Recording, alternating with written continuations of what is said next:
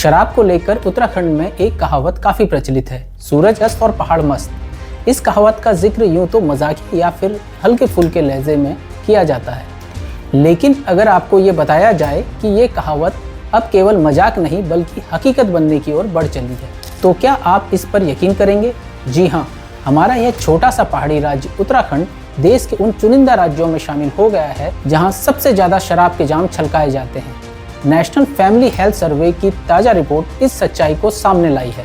इस survey report के आंकड़े वाकई चौंकाने वाले हैं। इस रिपोर्ट में खुलासा हुआ है कि उत्तराखंड में 32% से ज्यादा पुरुष शराब पी रहे हैं। यानी इस हिसाब से देखें तो उत्तराखंड का हर तीसरा पुरुष शराब पीता है। रिपोर्ट बताती है कि शराब पीने में महिलाएं भी पीछे नहीं है। रिपोर्ट के मुताबिक 15% महिलाएं भी शराब पी रही हैं। हालांकि शराब पीने वाली महिलाओं की ज्यादा भागीदारी शहरी क्षेत्रों तक सीमित है। ये उस उत्तराखंड की कहानी है जो एक दौर में नशा नहीं रोजगार दो जैसे शराब विरोधी आंदोलन के लिए न केवल भारत बल्कि पूरी दुनिया में पहचाना गया। शराब विरोधी आंदोलनों का केंद्र रहे उत्तराखंड में आखिर क्यों इतनी तेजी से शराब की मांग बढ़ रही है, आइए जानते हैं। उत्तराखंड में बढ़ती शराबियों की संख्या की असल वजह क्या है और शराब बिक्री से होने वाली कमाई से कौन कौन लोग अमीर बन रहे हैं। आगे बढ़ने से पहले आपसे अपील है कि हमारे चैनल को सब्सक्राइब जरूर करें। अब मुद्दे की बात पर वापस लौटते हैं। केंद्र सरकार का स्वास्थ्य मंत्रालय हर 3 से 4 साल में एक सर्वे करवाता है जिसे नेशनल फैमिली हेल्थ सर्वे कहा जाता है। इस सर्वे में सरकार यह जानने का प्रयास करती है कि लोगों का स्वास्थ्य कैसा है, उनकी जीवन शैली से लेकर खाने पीने तक की आदतें कैसी हैं। ये सब जानने के लिए सर्वे के जरिए विस्तार से जानकारी जुटाई जाती है। देश के हर राज्य में जिले स्तर तक यह सर्वे किया जाता है। पिछले साल किए गए सर्वे में सामने आया कि शराब पीने में उत्तर भारत के 9 राज्यों में उत्तराखंड पहले नंबर पर है। उत्तराखंड में 31% पुरुष शराब का सेवन करते हैं, यानी कि हर तीसरा पुरुष शराब का आदी हो चुका है। हैरानी की बात है कि उत्तराखंड के बाद दूसरे नंबर पर भी एक पहाड़ी राज्य हिमाचल प्रदेश है, जहां 31% लोग शराब का सेवन करते हैं।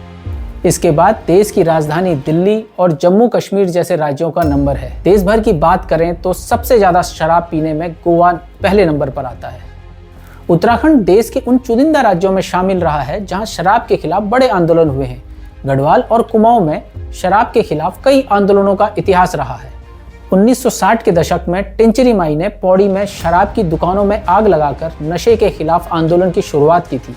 साल 1977 में उत्तराखंड संघर्ष वाहिनी का गठन ही शराब के खिलाफ हुआ था, जिसने आंदोलन को एक संगठित मंच दिया। इसके बाद साल 1984 में उत्तराखंड में नशा नहीं रोजगार दो आंदोलन चला। अल्मोड़ा में शराब की नीलामी का विरोध किया गया और आंदोलन की कई महिला नेताओं की गिरफ्तारी हुई। इन सब के बीच पत्रकार उमेश डोभाल को भी नहीं भुलाया जा सकता, जिन्होंने शराब विरोधी संघर्ष को अपनी पत्रकारिता से नई धार दी। शराब माफियाओं के द्वारा साल 1889 में उनकी हत्या कर दी गई। इसके बाद साल 1994 में उत्तराखंड राज्य आंदोलन के दौरान भी शराबबंदी एक बड़ा मुद्दा रहा। इन सब के बावजूद उत्तराखंड में कभी शराबबंदी लागू नहीं हो पाई। अगर हम कहें कि शराब के कारण ही उत्तराखंड राज्य की अर्थव्यवस्था का पहिया घूम रहा है तो यह गलत भी नहीं होगा। साल 2023 और 24 में उत्तराखंड सरकार की शराब से होने वाली आमदनी 200 करोड़ रुपए बढ़ गई। सरकार को शराब बिक्री से 4000 करोड़ रुपए से ज्यादा की कमाई हुई है। अब मौजूदा वित्तीय वर्ष यानी कि 2025-26 के लिए सरकार ने शराब से होने वाली कमाई का लक्ष्य 5060 करोड़ रुपए निर्धारित किया है। पर जिस रफ्तार से उत्तराखंड में शराब पीने वालों की तादाद बढ़ रही है, उसे देखते हुए यह आंकड़ा छू लेना भी मुश्किल नहीं लगता। हालांकि यहाँ शराब की खपत बढ़ने का एक बड़ा कारण पर्यटकों की संख्या का बढ़ना भी रहा है।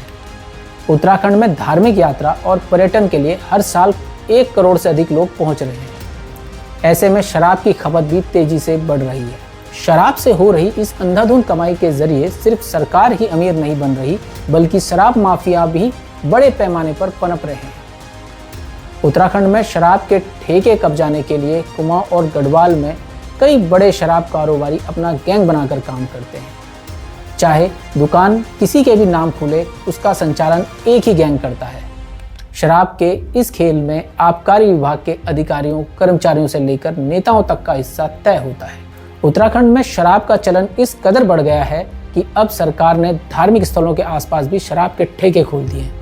ऋषिकेश को तीर्थ नगरी कहा जाता है, जहां आज तक शराब की दुकानें नहीं थी, पर पिछले 3 वर्षों से ऋषिकेश के 5 किलोमीटर के दायरे में 2 सरकारी ठेके और 1 दर्जन से अधिक बार और शराब की रिटेल दुकानें खुल चुकी हैं। इसी तरह देहरादून, मसूरी, नैनीताल और हल्द्वानी जैसे प्रमुख शहरों में भी बड़ी संख्या में शराब के रिटेल स्टोर खुल चुके हैं, जहां आसानी से शराब मिल जाती है।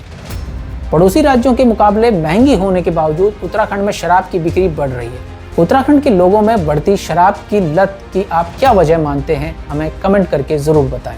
हमारे चैनल हिमालय इनसाइडर को सब्सक्राइब करना ना भूलें। धन्यवाद।